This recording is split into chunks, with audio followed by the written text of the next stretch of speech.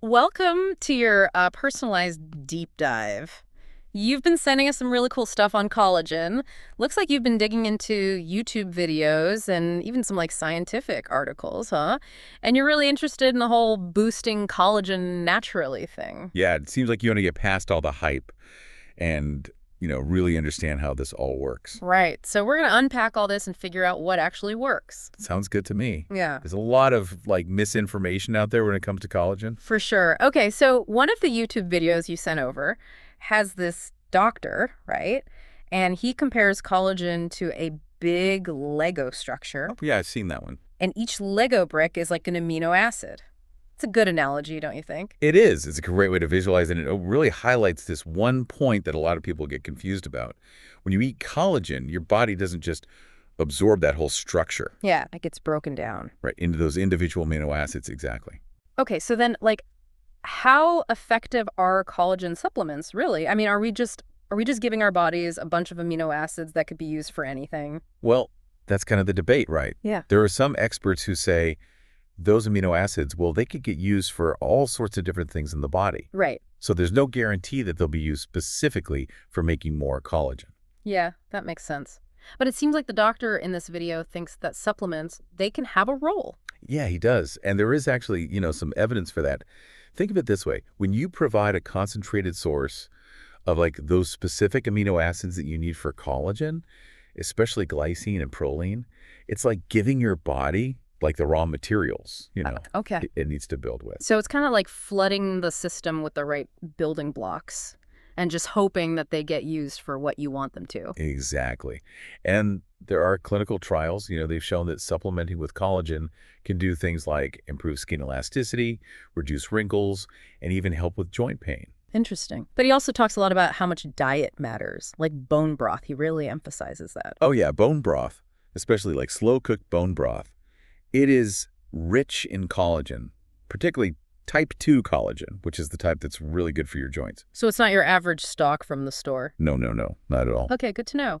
What about some other foods? He mentioned some other interesting stuff. Yeah, he does. He talks about things like fatty cuts of meat, Yeah. sardines, even eggs. He's really advocating for a holistic approach. Yeah, it seems like it's not about one magic ingredient. It's about supporting your body's own natural collagen production.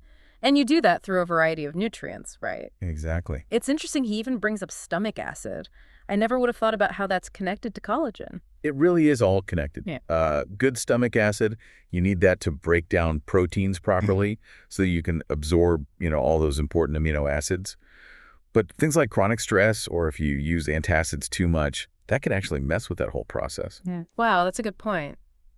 Have you ever thought about incorporating some stress-reducing things into your routine, like meditation or yoga or something? Because that could really help with your stomach acid and then, in turn, with your collagen production. That's a really good point. People don't always think about it, but managing stress is so important for pretty much every aspect of your health, including collagen. Okay, so we've talked about how collagen breaks down. Now there are all these different types of collagen in the body, right? He mentions like 28 or maybe even 29 types. Oh, wow. Yeah. I had no idea there were that many. It's amazing, right? Yeah. And each one has a specific role, but the most, I guess you could say, abundant type is type 1. Okay. And that's the type you see in most, collagen supplements. It's found in your skin, your bones, tendons, ligaments. So it's kind of the workhorse, right? Keeping everything strong and elastic. Exactly. We talked about type 2 being good for the joints. What about all those other types? Well, each of those has a specific function, and they're found in different tissues. Like, for example, you'll often find type 3 alongside type 1, and that's important for the structure of your organs and blood vessels. Wow, so it's like this whole network of different collagen types all working together. So I guess what I'm hearing is that it's really about a healthy diet and lifestyle to support overall collagen production, not just focusing on, one specific type. You got it. It's about giving your body what it needs. So what about some of the things that can really damage collagen? What should we watch out for? Well, there are the obvious ones like smoking Hmm. and excessive sun exposure. Both of those are really, really bad for your collagen. Yeah, I always knew those were bad news. But it's good to know why. Right. Is there anything else we should be aware of? He also talks a lot about diet. Like if you eat a lot of sugar and processed foods, that can lead to inflammation and oxidative stress, which in turn damage collagen. So it's like a two-pronged approach. Give your body what it needs to make collagen and avoid things that break it down. Sounds like a balanced lifestyle is key. Exactly. Creating the best possible environment for your body to thrive. This is all making so much more sense now. Okay, so we've covered a lot, but before we move on, let's go back to supplements for a minute. The doctor in that video was talking about different types and dosages. It doesn't seem like a one-size-fits-all kind of thing, huh? You're right. The type of collagen you take and how much you take, that should really depend on your individual needs, and what you're trying to achieve. Right. We talked about type 1 for skin and a type 2 for joints, but he also mentioned a less common one, denatured type 2 collagen. And that works in a completely different way, huh? Yeah, that's a really interesting one. So instead of directly, giving you those building blocks for collagen, denatured type 2 collagen interacts with your immune system. Oh, okay. And it's thought to kind of modulate the immune response in a way that actually boosts your own collagen production, especially in the joints. So it's not about adding collagen directly. It's more about stimulating your body to make more of its own. Exactly. And he's seeing great results with it, especially for people with, arthritis or osteoarthritis. Wow, that's promising. He also made a good point about how the quality of these collagen supplements, they can vary quite a bit. Oh, absolutely. He said it's really important to choose brands that you trust, that use high-quality sources and proper processing methods. And he even suggested that, if your digestion is good, you might actually be better off focusing on collagen-rich foods. It makes sense to prioritize whole foods if you can. Now, before we wrap up this part of our deep dive, We were talking about the quality of supplements, and there is a difference between like the more affordable ones that you see everywhere and the ones that are, kind of higher quality. Sometimes they're called like pharmaceutical grade. oh, okay. So even within the world of supplements, there's like a whole spectrum of quality to think about. But what about just supplementing with glycine directly, since it's such a big part of, collagen? Yeah, some people do that, and there is some research that shows it can be helpful. Glycine, it's not just about collagen either. It does a lot of different things in the body. So, getting more of it could have a lot of benefits. So it's kind of like a multi-purpose amino acid. Okay, so it seems like the theme here, whether it's food or supplements, is really about providing those building blocks. Give your body the materials and let it do its thing. You got it. Okay. But, and this is important, you should always talk to your doctor before you start taking any new supplements. Oh, yeah, for sure. Good advice. One of the things that really struck me going through all this is how much control we actually have over our collagen production. I mean, it's not all about just genetics or aging. It's about the choices that we're making every day. Totally. Yeah. It's not like a static thing. Yeah. It's a process that's happening all the time. Your body's always making collagen and breaking it down.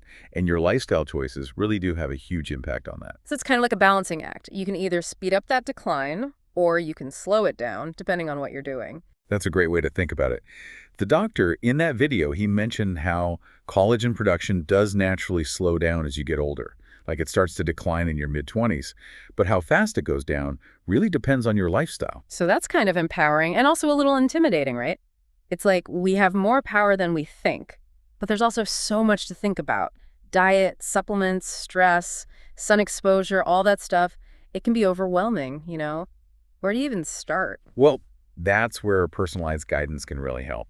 It's about figuring out what your goals are. Do you want better skin? Or maybe you're worried about joint health. Or maybe you just want to slow down the aging process as much as you can. Once you know what you're aiming for, then you can make a plan that works for you and what you like. So don't try to do everything at once. Just pick what feels most important to you and, start making changes little by little. Yeah, exactly. It's all about making those sustainable changes that support your overall health, including your collagen production. Those small changes, they really add up over time. I love that. It's not about being perfect. It's about those consistent choices that move you in the right direction. Like it's a journey, not a destination. Couldn't have said it better myself. Now, before we wrap up this whole deep dive into collagen, I want to leave you with something to think about. So we've talked about a lot of things that can impact collagen, like what you eat, supplements, lifestyle choices, all that stuff. If you had to pick just one thing from this whole deep dive to really focus on improving, what would it be? And then what's one little change that you could make like today, to start, moving in that direction? I mean, it's something to really think about. It is a great question, and I think it's a really good way to kind of encourage us to take all this information and actually do something with it, right? Yeah. Because at the end of the day, knowledge is only as good as what you do with it. Exactly. It's not just about like passively listening and learning. It's about actually using it to make positive changes in your life. And when it comes to something as fundamental as collagen, like we've been talking about, even small changes, they can make a big difference in how you feel, how healthy you are. So true. And it's not about being perfect right away. It's about making those consistent choices that will support your body. It's a journey. It's not a destination, this deep dive. It's giving you a really good foundation. And now you can explore the stuff that really interests you the most, the things that really resonate with you. Exactly. And remember, it's a journey. There's always more to learn about health and wellness. Every step you take is a step in the right direction. Well said. And on that note, we're going to wrap up this deep dive into the world of collagen. We hope you've enjoyed it, and we hope you feel empowered to take control of your own collagen journey. Thanks for listening.